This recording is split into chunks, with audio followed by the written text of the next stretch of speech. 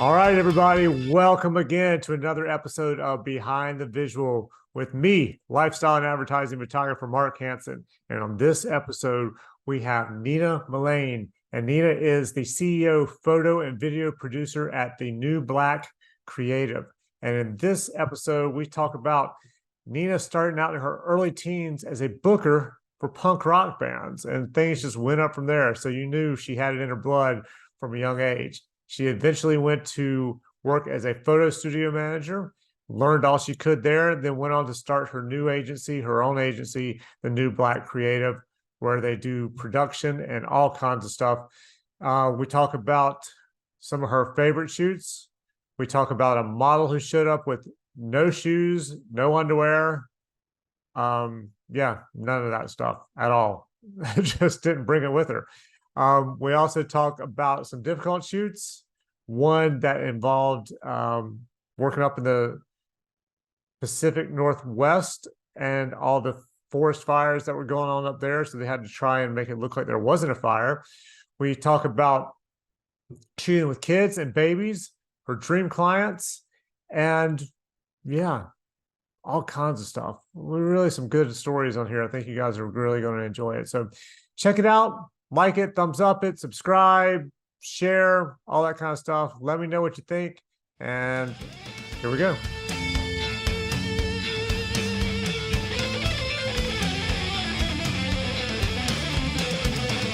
Tell me about, you live in San Diego now. Mm-hmm. Did you grow up in San Diego? Did you grow up someplace totally different? Have you always been a West Coast person? Born and raised. Really? Yeah, never have lived anywhere else. And have thought about it a million times and what would that be like? And of course, for work, we get to travel, but I love it. I think it's a good sign when you go to Hawaii or you go on a big vacation and then you're longing for home and you're happy to be home. And that's Yeah. always fun. So, yep, born and raised. I had one shoot in San Diego and it was great. It was February. It was still a high of like 60 or something. And my assistant was local. Mm-hmm. And he said, "We have 2 seasons in San Diego, man." And he said, "We have February and the rest of the year." Uh, That's San Diego, I truly think is such a hidden gem in the production world. It is such a fabulous place to shoot, not only the weather, but we actually have great crew, people and talent will come down from LA, but we don't have a lot of the red tape that you might have in LA. The cost is significantly less. So I love it. bet. I think it's a great production hub. Yeah, I would love to go back there and shoot some more down there. I just haven't had any clients set that up as a location, unfortunately. So, okay. So when you were growing up as a kid, and being now that you're in production and everything else, were you like this organized kid that could handle and do everything? Were you more artistic? Were you kind of in between?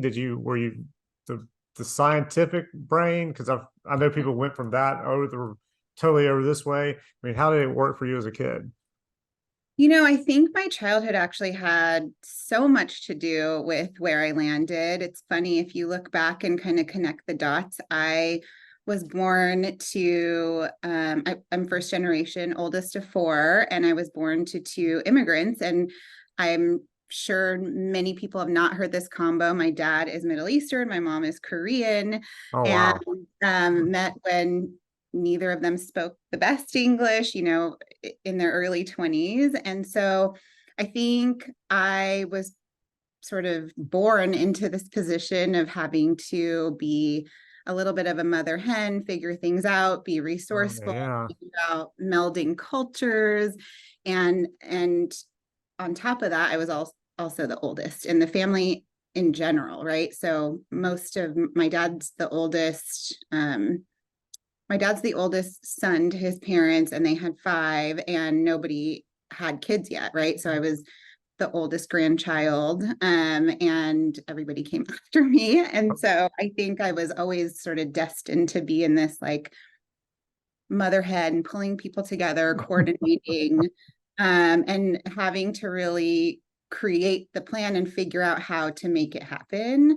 Yeah. Um, so I do think my childhood had so much to do with where I ended up. But as far as, I liked it all. Like I love variety, which is why production is wonderful, right? You get to work with all kinds of clients.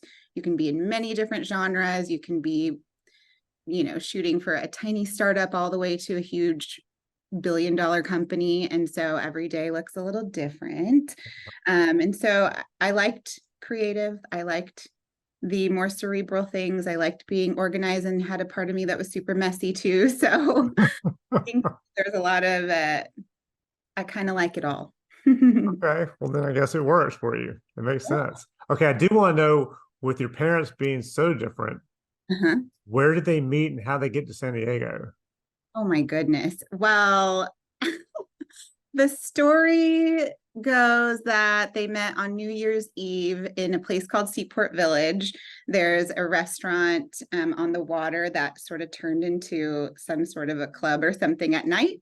And my dad followed my mom around, had a big afro and all the things. My mom was a little more shy. And that's where they met, and they got married 3 months later. And then Wow. and so you can imagine it was fast. And I don't think either of them was here for very long before they met. And I think the joining of those two cultures was really interesting. But yeah, I think my grandmother wanted to come to America, so she came with my grandma.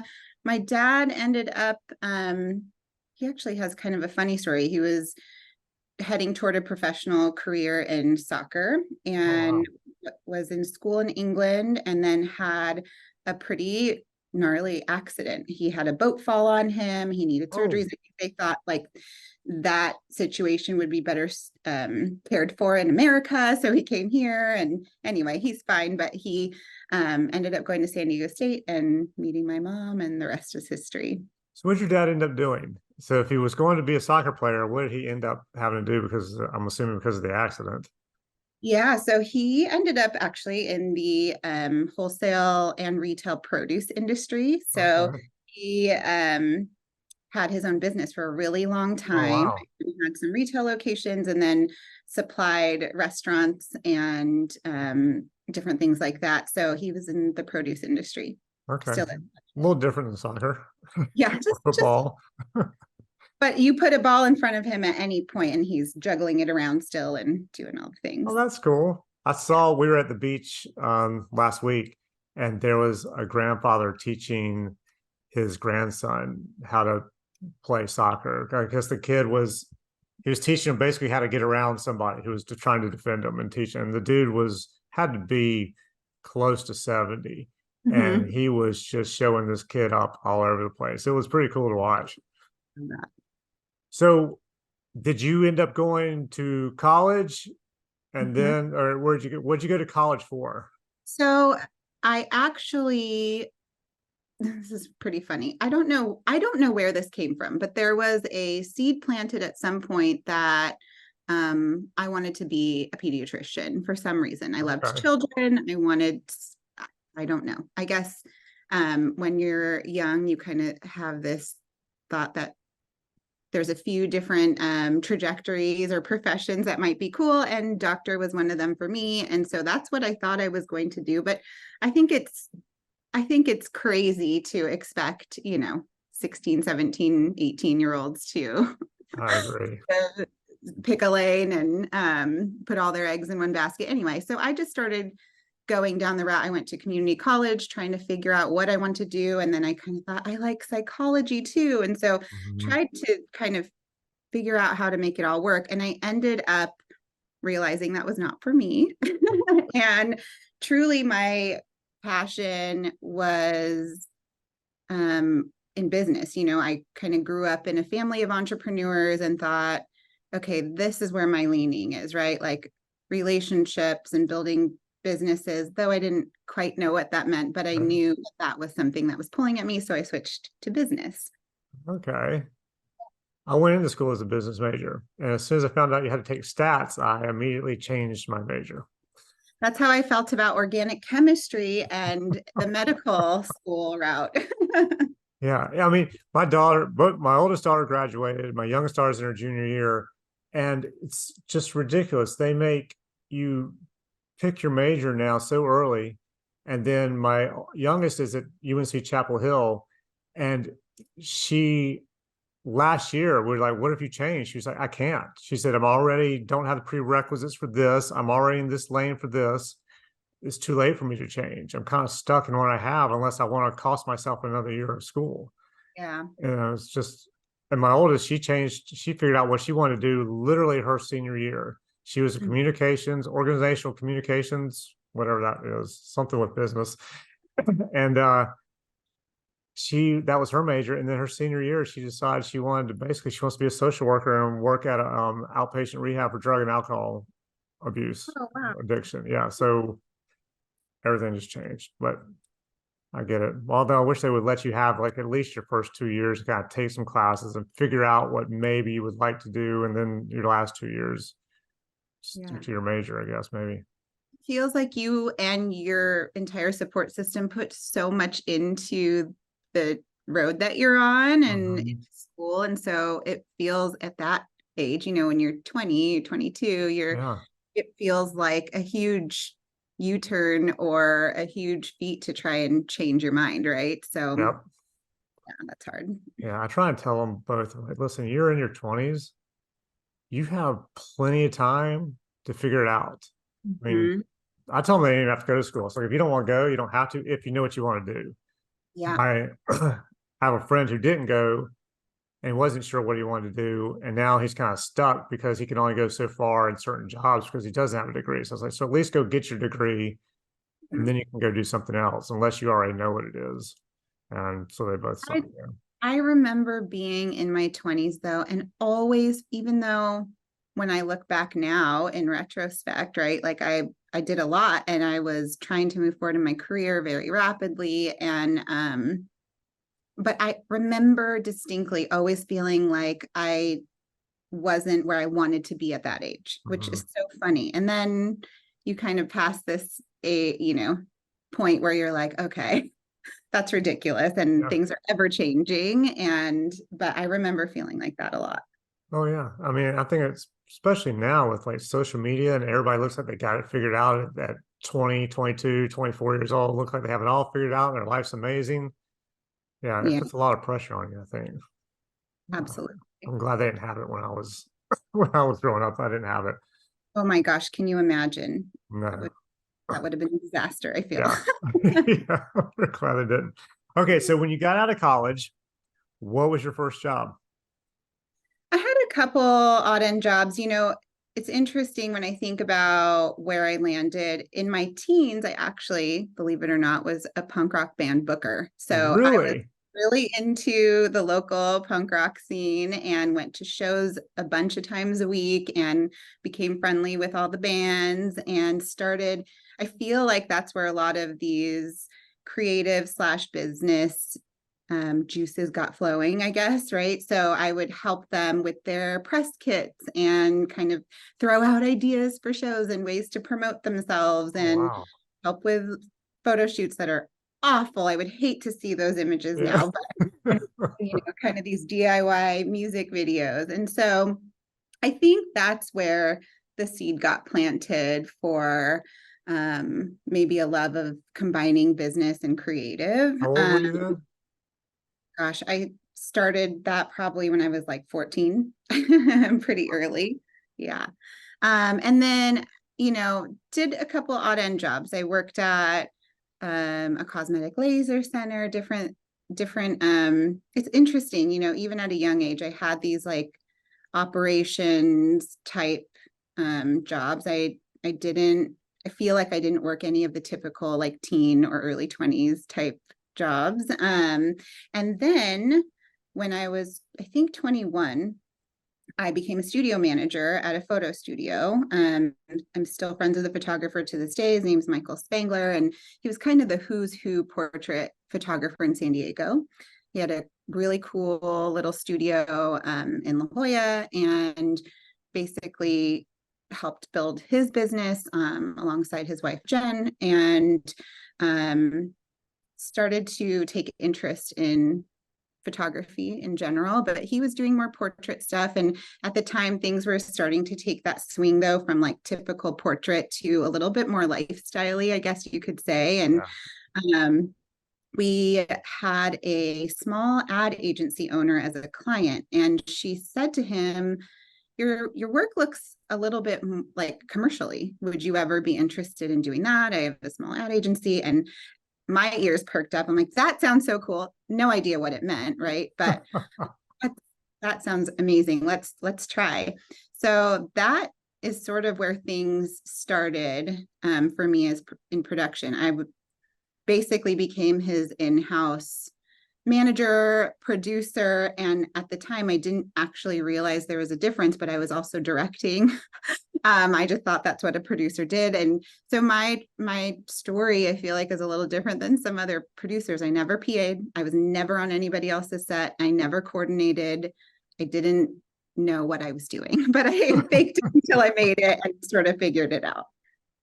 Oh, that's amazing. Okay, so how long were you there with him? A long time, probably 12 years. Oh, wow. Yeah, I mean, it was honestly the best education I could have ever gotten. I give him so much credit because I was this young, wide-eyed thing, and he let me really take the reins and manage the business. And it truly was such a great education. I couldn't have asked for a better sort of start to my career. Yeah, that's amazing. Yeah, so then we delved right into the commercial stuff. He was still managing, or he was still shooting for the portrait studio, and he had some private school, high school, like senior contracts. And so he was still doing that, but we kind of dove headfirst into the commercial world. And then I started dabbling in motion outside of that. And eventually, about 7 years ago, took my business full time. So what made you decide to start your own business? I think I always had a leaning toward, like I said, sort of entrepreneurship, having something. I'm just one of those people. I care so deeply, and that's why it worked for 12 years at Michael's studio, because he did allow for that partnership and for me to treat it like my own. And I I'm really bad at a lot of things, but I think the thing that I love and am really invested in is the relationship with the client, and just making something come together with a team. And I really just started to feel a leaning toward doing that for myself. And so I think that's why I'm probably just wanting to have something to call my own and invest in. Okay. So how'd you come up with the name, the New Black Creative? Where that? It's funny, people ask me this all the time, and it's something that, in my earlier 20s, when we started going down this commercial road, I exclusively produced for him. Of course, I was in-house for him, but I always thought at some point I'm going to want to do this on my own. And I was dabbling in a little bit of consulting too, and some brand consulting, and knew I wanted to move more into motion as well. And so I was like, I need to come up with a name.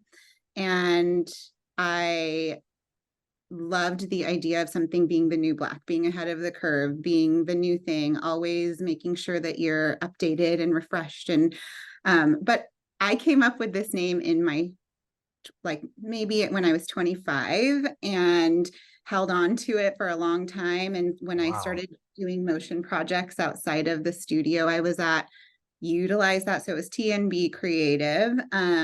I think when I took my business full time, I kind of thought, like, should I look into something different? I've had this, held on to this name for so long, but everybody knew me as TNB. And so I still love it, but it is something that, is over 15 years in the making. I came up with it in my 20s. And it was just really about, like, just being making sure you're keeping up with the newest and the latest and greatest, and helping to create that. So, well, I like it. I think it's a good thing. I think it's a cool name. And even the fact that you can do the initials, like the T, TNB, I think it's cool. When I was right out of school, at one point I worked for a small modeling agency as a booker, Mhm. and it was a terrible small little agency, mainly a school, and that's where she really made her money. And the name of it was Cities Classic Models. And it's a Okay. terrible name. And I thought it was like, it envisioned, to me, it just brought up a vision of like a bunch of old women, the classic model. And so I tried to talk her out of like the name. I was like, can we change the name of this place? And she's like, no, we can't change the name. I was like, can we go to at least just the initials? Yeah. She agreed to that at least, but I think probably a month after that, she told me she wasn't going to be able to pay me a salary anymore. I was going to have to go on, you know, commission. I'm like, nope, I'm out. Yeah. But it was great because that's what forced me to go out on my own and start shooting. So Yeah, I'd that's already all. been shooting, but it was just kind of like on the side. And so that was probably the best thing that happened was her telling me I had to she couldn't pay me except by commission. So I took off and did my own thing after that. So Funny how those things happen, right? yeah, yeah. Oh, okay. So when you started your agency, what was your do you remember what your first job was when you went full time into the New Black? I was so fortunate in how that transition happened. When I was working with the photographer at the studio I was out for a long time, we gained some really great cyclical clients, and but he was just shooting for them, right? And I was producing as needed and running his business in the background, but they at some point graduated sort of into needing full service production. And so there were a lot of conversations um, on the client side, people I got to know over years and years that became friends, VPs of creative and different people in-house in creative services. And as soon as I started vocalizing my thought about, taking a production company full time, a lot of them were just so supportive, and actually had a couple of them say like, "Hey, we'll give you a retainer. We need a full Oh wow. time production company that can do all the things, pay the payroll." And so I was so fortunate. I had a couple of clients who I just had built in when I started the company. But I would say outside of that, I had my first really big um, large scale production when I started the company was with a big tech company called Qualcomm. I'm Oh sure yeah, you've yeah. heard. I remember them. Yeah. And before that, we had done lots of sort of 2 and 3 day shoots and small to medium size shoots. And then they came along by recommendation of a photographer that worked with them. And I landed my first big gig. Oh wow. That's Yeah, so pretty it was a cool. big sort of tech lifestyle shoot. And so it was people in environments utilizing phones and computers and different things that their technology was in. So when you started, because I saw on LinkedIn that it looked like you guys almost are an ad agency, marketing agency on top of a production company. Did that come at the beginning? Was that the whole vision with you at the beginning, or that something that just slowly built up and became part of what you guys do? That's funny. I feel like it's a big part of the story. And actually, it helped to give me clarity down the line. We do a lot less of that now. We're really focused on production, but I loved that world, right? So marketing, branding, tying the visual assets back to the business initiatives or that campaigns initiatives. I love the idea of being more involved and bringing sort of a full circle perspective. And there's so much of that that still plays into what I do now. But at the time, I thought this could be cool. I could take on a consultative role. And I had a lot of clients just naturally sort of, as producers, we're connectors. So, like, hey, do you have a resource for this? Or can you guys do this? And this is kind of in the photo video realm. Can you help us with social media when social media became a Oh big yeah, thing? yeah, Right? yeah. So, it kind of organically happened that I just had clients that were requesting these services, and my business brain was like, sure, why not? Well, there's a lot of reasons why not, right? But it was something that really interested me, and um, and I think helped develop my strategy and technique and um, how I put shoots together now. Right. And so I still like to be really involved in the conversation and having clients lean on me for that. But we definitely solely focus on production now. But we did start, Okay. with a little bit of a consultancy and taking on those types of jobs too. So do you have at this point, how do you find your crew? So say uh, whoever you need, do you often get requests for photographers, or do you usually, and directors, or do they usually come to you and go, hey, I have a project? Is it like 50-50? Is it 25-75? And then on top of that, how do you find the rest of the crew? Or is it usually just people you've worked with for years already, or do you have to reach out depending on what you have Yeah. coming up? As you know, all jobs are different, Yeah. but um, we actually are about 80% direct to client. So Okay. we support a lot of creative services marketing teams that either are partnering to come up with creative with an agency, but then taking the rest of it in-house, or they're sort of their own working machine in-house and they operate separately from the big agency projects.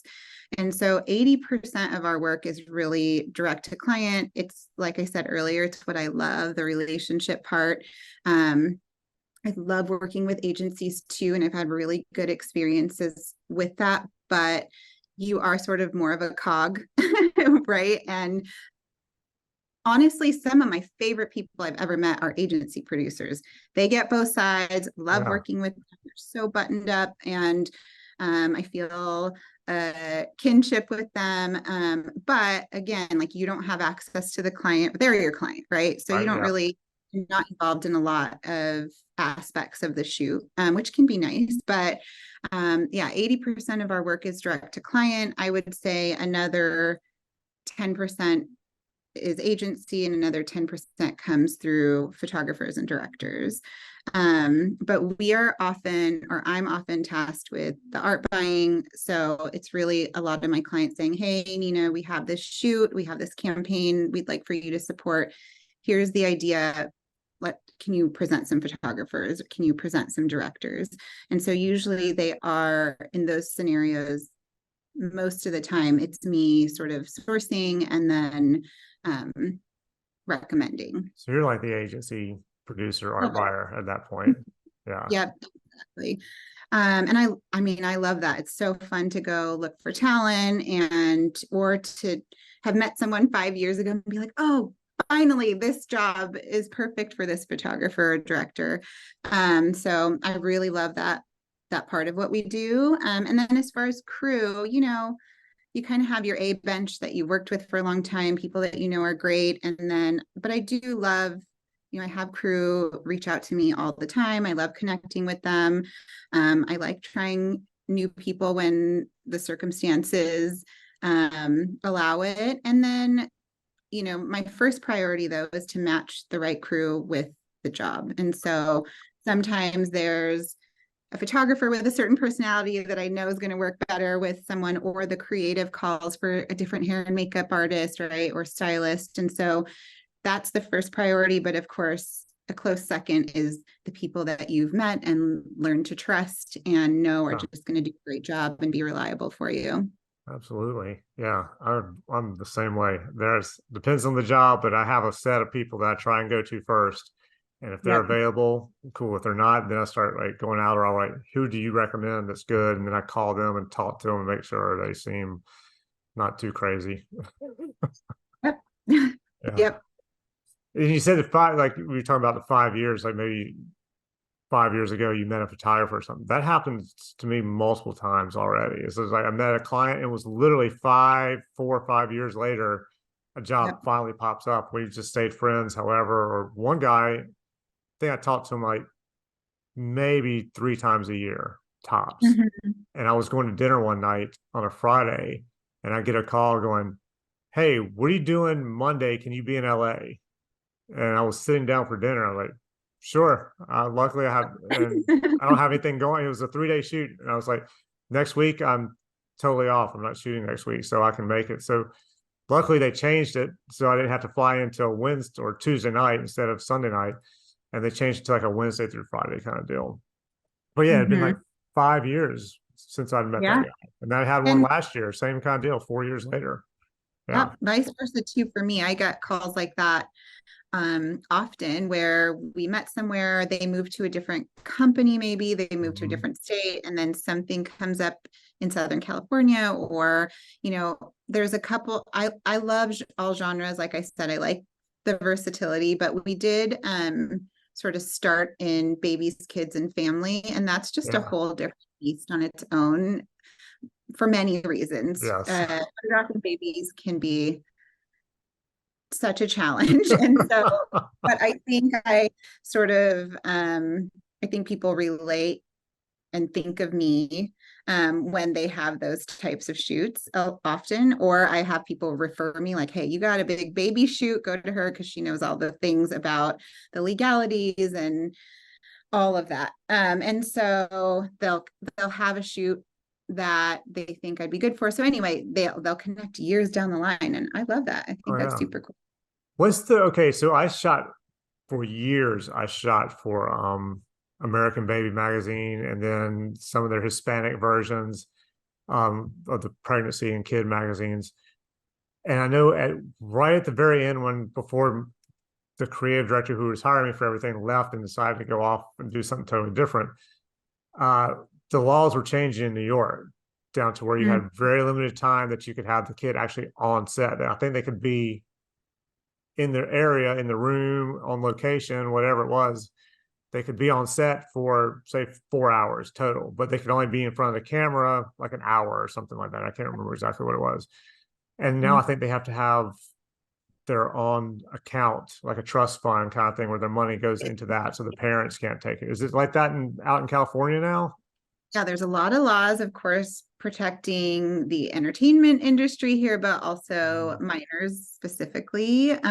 So just like you were saying, there's different age groups where things are applicable. But for example, a baby here actually can only be in front of the camera working for 20 minutes, Oh but wow. they can be on set for 2 hours, right? Or Okay. a Yeah.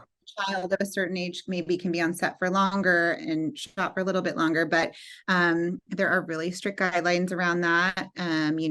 Set nurses, studio teachers, those things are all Mhm. required here. And yeah, there's lots of logistics around photographing babies, but you know what? At a certain point, you can't. A 3-year-old's not going to last for more than a Oh little well, while. yeah. So Yeah. Yeah. If you get a kid and they last 4 hours on set, and even if yeah, they'll do an hour in front of the camera, I'd be shocked. Yeah, yeah. without that 4 hours. Do you have so when you do babies, do you usually have the budget to have multiples in case one loses his mind and won't do Well, its thing? the budget question, that's all over the Yeah. place these days. And we do have to sacrifice if we have a smaller budget having backups, but the preferred is always to have backups. But it's tricky if you're trying to do a day with 10 shots or something and you need different age groups for these products. Hmm. That might mean if you need a backup for every Oh, it'd be baby, that ridiculous. means that you have a baby and their two parents Yeah. to set, you know, you could get up to 15 or 20 of them if you need that many, right? And Hmm. so that can be really tricky with schedule and location and all that stuff. So yes, preferred though is to have a backup because they always melt. Oh, Certain yeah. age groups always have, not always, I shouldn't say that, but often have meltdowns and we need to sort of volley them back and forth, right? So one talent and then she's done in 10 minutes, move her Uh-huh. out, let her break and and just kind of go back and forth. But yeah, it can be really tricky, but you always want to back up. You invest all this money into a shoot, you got to get the shot, right? Oh, So yeah. I had one that's the in we were in Miami on a boat, and it was all kid fashion. And the one little girl, we had a couple little girls, but one did not want to pose with this boy. And the shot called for the two of them, like pretending they were driving the boat or something, and have the two of them there together. She would not get near that boy, did not want to have anything to do with him. my art director took her off to the side and basically said, "You want to be in the magazine or not?" And she was like, "Yeah." She goes, "Well, then you're going to go over there and you're going to pose with that little boy and you're going to act like you like it, or I'm going to send you home and you're not going to be in the magazine." That little girl got up, walked right over there and did her thing and acted like everything was wonderful and normal. Yeah, it was Yeah, amazing. really can't be above bribery. Yeah.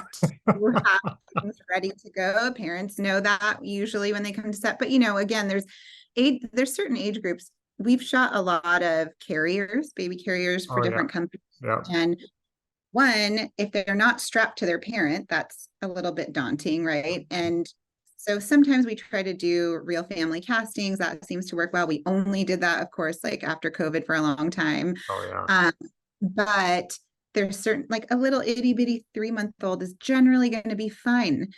A toddler that needs to get in a backpack on somebody, Uh-huh. you got to have 3 backups for them because only 1 out of 4 is going to do it. So Yeah. you kind of learn those things as you go along and have to accommodate for them. But really, the bribery is key. Oh yeah. You got to have Absolutely. something to dangle that they love. Yeah. Yeah. I learned that whole the little baby carrier thing when I was shooting for Britax. They had all kinds of issues. So we would schedule when's nap time. Like we would Yeah. ask everybody when their nap time was, and so we would schedule the kid to come in and be ready to go right after nap time. So we wouldn't have to worry about the cranky, tired kind of thing most of the time. Yeah, and it's a conversation, it's a different type of conversation with the client on those, right? So you want to set the expectations correctly, where it's like, Mm, hey, we are going to do everything we can to get amazing shots and get through this 57 shot, yeah. list. But at the end of the day, we're on baby time and that's Uh, unpredictable. And so we do our best and usually we totally get it done, but it can be tricky. so what would you say has been your most challenging shoot? Most challenging shoot. You know, it's so funny. People always ask these questions. Favorite shoot, most challenging shoot, Yeah. most interesting shoot. And it's really my thought is really boring, which is it's a lot to do with the resources that you have, right? So if you have budget enough to accommodate, you can kind of make a great experience out of anything, right? The most boring subject or any problem that comes up, right? If a client's like, hey, just kidding, tomorrow I don't need to shoot a monkey, I need to shoot a tiger. Like if you have Right. a huge budget, like you can make anything happen. The things that are really challenging are when you don't have the resources to problem solve or to do that. Mhm. And so it's hard to say just one, but we have had logistical things like that come up last minute where it's like, hey, we're shooting at the airport. It took so much work to shoot at the airport or somewhere with heavy Oh yeah. security like that. And then the client will come and say, like, we can't do that tomorrow because this product manager's out and they can't be on set. So we need to switch it to Wednesday. And so, you know, it's just like those types of things that come up can make things really challenging. But as for a specific one, you know, we had a shoot that actually ended up having really beautiful assets, but we had a shoot up in San Francisco, no, Seattle area in Washington. And it was after COVID, which everybody, like, production was just hard after COVID for a while. But not only that, there were fires raging in Pacific Northwest and in Oh California. yes. And I mean, by the time we landed, my whole plane smelled like a campfire. Oh, It was really intense, but again, we clients spent thousands and invested thousands in this shoot, and we had everything ready to go. And um, this shoot was supposed to portray how beautiful this city was and the outdoor experience of it all. And because it was for a development that was going oh wow. in, a high-end development. And so they were trying to show the lifestyle of living there, right? To sell Mhm. this development. And we had smoke. We had gray Oh smoke and man. just not a great visual environment. So we had to get really creative and sort of figure things out. And at that time, there was a lot of things that were popping up, right? Like our AC has COVID or whatever it might Yeah. be. And so there was a lot of sort of last minute scrambling and problem solving. So I would say that one comes to mind as something challenging post COVID, navigating those waters logistically, legally, trying to protect your clients, but not knowing exactly how to do that. Like there's a lot of unknown there. And so that one comes to mind, but it's really just all about sort of the resources and the challenges that pop up and being able to accommodate them. Yeah. Did with the fires and all that, how did you make that work? Were they tighter shots? Were they CGI'd later where you dropped in the sky or something like that? Yeah, there was definitely some post work that happened, but we had an amazing photographer on that. He was super creative with his angles. Yeah. And yeah, we just kind of shifted a little bit of that because I mean, we had drones doing aerials. We had Oh, wow. this shoot was really focused on that particular thing, right? And so the agency had to come together with the photographer and sort of figure out like what are our plan B angles. And yes, like just like you said, maybe going a little bit tighter, shooting more into something rather than into the environment. Yeah. I mean, we were on boats, we were in parks, and so yeah, but honestly, the images are beautiful. So I'm proud that turned out the way that it did. Yeah, that's great. Okay, so you brought up you said people ask you about your favorite shoot. What would be your favorite shoot? Do you Oh, have a see, like answer? I mean, do you have like an answer when people ask you that? That she's like, boom, this is my favorite shoot. no, I don't really, you know, um, I like travel jobs. I know these are all super general answers. I like travel jobs because they just feel like more of a challenge, more of an Mhm. accomplishment. It's great when you get to travel your own crew, but a lot of times you don't, Yeah, and you're having to source locally. And so that, as somebody who's been producing for 15, 16 years, like the challenge is fun, right? And like going to a new place is fun. And so I love the travel jobs. A lot of people, we did a shoot for Manscaped that was actually a pretty small shoot a few years ago. And I think visually people love this shoot. It comes up all the time. It was in the subway station there and all over New York, plastered everywhere. It got a lot of press. And there were really funny, it was really fun, creative. Bill Zellman shot it and directed it and sort of helped concept that. And he's super creative. And so that one was really fun. There were chickens. There were lots of cool nighttime dancing, on camera flash type shots. And so that one was fun, and it comes up all the time visually. That one's super interesting. So oh, that cool. one's pretty cool. But yeah, it's more just about the experience, I guess, is such a producer thing to Yeah, say. I think a photographer would be like, I know exactly which image is my favorite or which shoot is my favorite because of the images. But for me, it's so much about the experience. yeah, I get that. Yeah, I think a lot of it is that way. And for me, it's hard for just to choose, just because a lot of times I come up with, I knew what it took to get the shot. So Mm-hmm. whether it's a great shot or not, you know what, this was very difficult to put all this together and make this happen. And Mm-hmm. so that's why I like that. And everybody might go, "Yeah, the shot's all right, not the greatest." And then well, I love this shot. And you go, why? That's so easy. That was such an easy shot. It didn't take any creativity to write or maneuvering to get it all to happen. But so do you have a dream client? Do you have somebody you haven't worked with that you want to work with? That's a good question.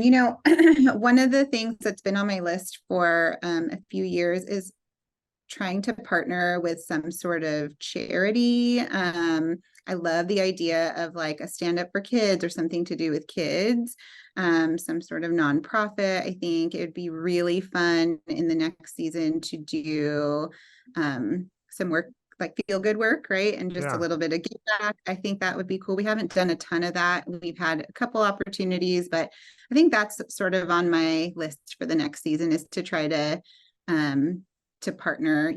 I'm always thinking we're so busy, and I always think like, hey, I need to go volunteer, or of course we do our donations, but I'd Right. love to like actually contribute in some way, and I think that could be a great way to do it. Yeah, that would be great. That would be very cool. Do you travel much like out of the country, or is most of it like inside the US? It's mostly inside the US. I've done a couple, I've done something in Mexico, done a couple things in Europe. But for the most part, it's just all been US, which is super fun to get to see different parts. I leave on Friday for Port Charlotte, Florida, and I've never been there. Yeah, I've never been to So Fort Charlotte either. I think I've heard of it, but I've never actually been there. it's really nice. The weather in Florida, not so nice coming from a California girl, but Oh I'm yeah, excited. you're gonna hate life.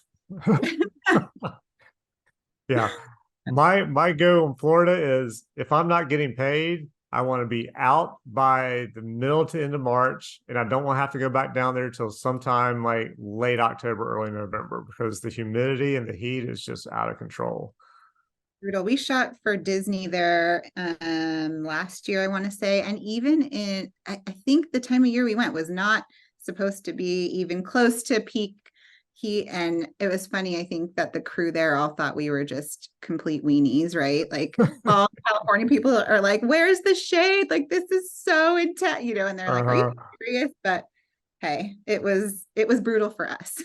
Well, it's brutal just I mean, I'm from the South and it's brutal for me when Yeah. I go down there. The humidity's out of control, especially this year. It seems like it's just even worse. And it's bad here. I'm in North Carolina and Charlotte, and it's bad here. And I can't even imagine how awful it is in Florida.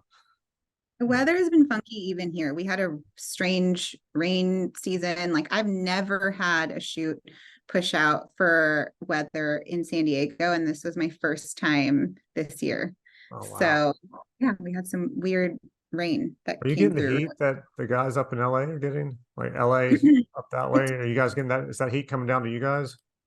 it's pretty hot. I mean, our studio is in Carlsbad. We're by the water, Uh-huh. so it's not so bad. But actually, it's been really humid for San Diego, which is odd and not fun. Okay, so last question for you. What is the strangest, most interesting thing that's happened to you since you got into producing, whether it was at the studio before or once you started your own thing? What's something you're just like, I cannot believe this happened? And it doesn't have to be bad. It can be like great. I've had everything from we had our gas stolen. They were in South America shooting. They had a gas can stolen before the night before the shoot, and they didn't figure out the gas was gone. I think until they were out on location, and then somebody said just being asked to be on a podcast. So it's because, So funny. yeah. So it's just kind of all over the place. Well, and I think our gauge as producers who are fielding all the things, like our gauge for weird is or strange is probably pretty Yeah. different because we're, hearing all the issues or seeing all the things. We have the widest perspective probably of the Uh-huh. job. I mean, we've had some really interesting things happen with talent. Um, Okay, here's one that's kind of funny. There's a we hired a girl through an agency. This girl to this day, I mean, this was years ago, but this girl to this day is working all of the time. I see her in my casting decks all the time. I see her on TV commercials. I see her everywhere. But we had a shoot in San Diego. It was for a baby brand, and she was cast as a young mom. And we, often ahead of shoots, we're asking talent to bring some extra clothing items, maybe some accessories, some shoes, just extras for wardrobe to pick through. And so on the list, we had all this stuff and different kinds of shoes and different kinds of undergarments. Well, anyway, she showed up to the shoot with no shoes like on her feet, no shoes on her feet, no undergarments on, no, like it was very odd. So she shows up and my PA kind of comes and whispers to me and says, she says she has no shoes. And for this shoot, we really weren't going to be seeing much of the feet. So the stylist didn't have any shoes. She had a rack full of clothes, but didn't have shoes. We just thought we'd leave on whatever they came in. And she goes, she doesn't have shoes. And I go, what do you like they're She in the car, never, yeah. break, like what happened? And she's like, she literally just showed up with no shoes, no I'll just say undergarment, no anything. And so I went and kind of just thought this has to be wrong. And I went and talked to her because I knew she was driving down from LA. So I just said to her, hey, like, are your shoes in the car? Or, and she's like, no, I just don't have any on.